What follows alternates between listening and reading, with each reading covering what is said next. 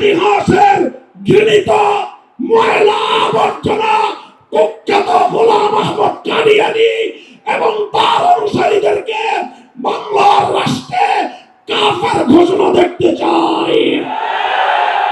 24-এর যে বিপ্লব প্রতিষ্ঠিত হয়েছে সেই বিপ্লব পরবর্তী বাংলার মাটিতে কাদিয়ানীর অমুসলিম ঘোষণা হতেই হবে, হতেই হবে। এবার কাদিয়ানীদের অমুসলিম ঘোষণা দাবি আদায় করার জন্য যদি প্রয়োজন হয় আবার 5ই মের মতো ঢাকা অবরোধ করতে হবে, ঢাকা অবরোধ করতে হবে।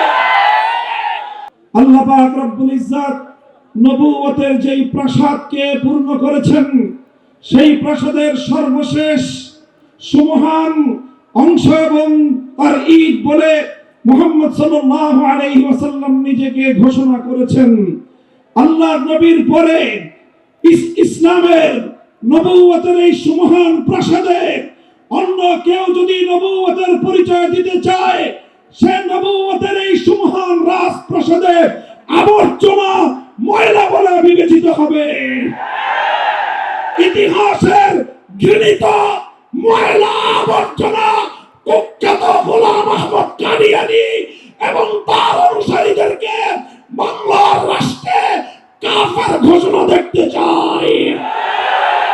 পরিষ্কার বলছি, আমরা 2013 সালের নবী প্রেমিক তাওহীদি জনতার শাপলা চত্বরের রক্তের উপর 24-এর যে বিপ্লব প্রতিষ্ঠিত হয়েছে সেই বিপ্লব পরবর্তী বাংলার মাটিতে কাদিয়ানীর অমুসলিম ঘোষণা হতেই হবে, হতেই হবে।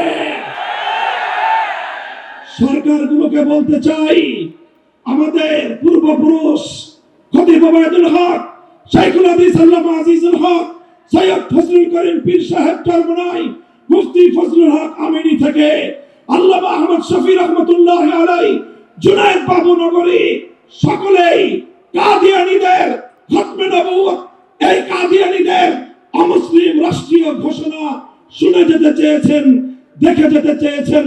দুঃখ এবং পরিতাপের বিষয়, বাংলাদেশের সরকারগুলো এই কথা রক্ষা করতে পারে নাই। আমাদের আমির হেফাজত আল্লামা মুহিবুল্লাহ বাবু নগরী হায়াতে আছেন, তার নেতৃত্বে পীর সাহেব মধুপুর যেটা করেছেন, এবার কাদিয়ানীদের অমুসলিম ঘোষণা দাবি আদায় করার জন্য যদি প্রয়োজন হয় আবার 5ই মের মতো ঢাকা অবরোধ করতে হবে, ঢাকা অবরোধ করতে হবে।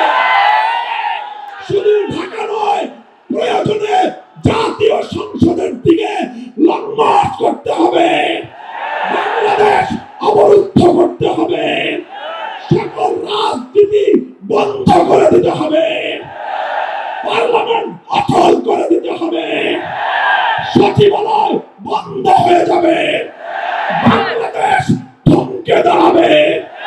কাদিয়ানীদের অমুসলিম ঘোষণার দাবি আদায় করতে হবে, রক্ত দিতে হলে রক্ত দিতে হবে। জীবন দেওয়ার জন্য, খতমে নবুয়তের দাবি আদায়ের জন্য মাথায় কাফনের কাপড় বেঁধে শহীদ ঈদগাহে যেতে কারা প্রস্তুত, কারা প্রস্তুত? ইনশাআল্লাহ এ দাবি আদায় হবে। আর যদি সরকারগুলো দাবি আদায় করতে ব্যর্থ হয়, আগামী দিনে আমরা পার্লামেন্ট গঠন করব, আমরা ক্ষমতায় যাব, আমরা কাদিয়ানীদেরকে জাতীয় সংসদে আইন পাস করে কাফের ঘোষণা করব, অমুসলিম ঘোষণা করব ইনশাআল্লাহ।